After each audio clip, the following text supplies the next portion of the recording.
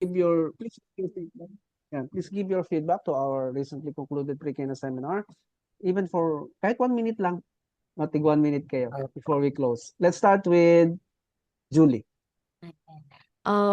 Regarding this seminar, very helpful. Hindi lang kasi dinidiscuss yung what is marriage, but how we should act on a marriage. And then, hindi lang siya yung typical na, what do you call this, ito gawin mo, but the reason behind it, why we even do such things. So, yun yung important because we don't follow the rules blindly, but we know why we do it in the first place. So, I appreciate na ine-explain sa atin ng maayos ni Father, na maintindihan natin sa perspective, sa POV natin, na bakit need natin yan gawin. So, ayun naman. Thank you, Julie.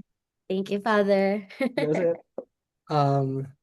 Yeah, and sa pag-explain ni Father Angelo tungkol sa um, tungkol sa marriage, hindi lang niya dinidiscuss kundi ini-include na talaga kami as a couple yung conversation. Mm-mm.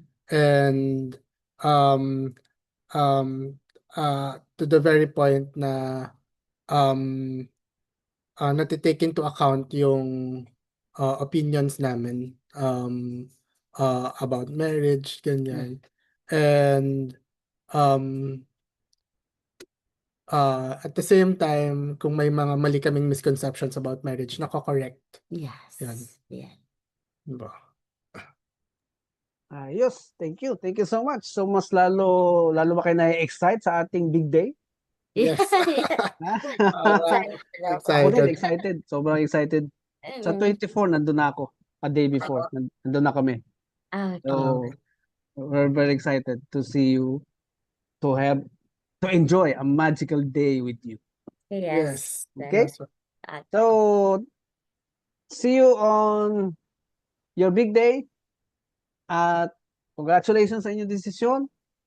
And always remember to have God always in the midst of your relationship. Yes. Thank you and see you. Thank you, Thank you, Father. Father. Bye-bye.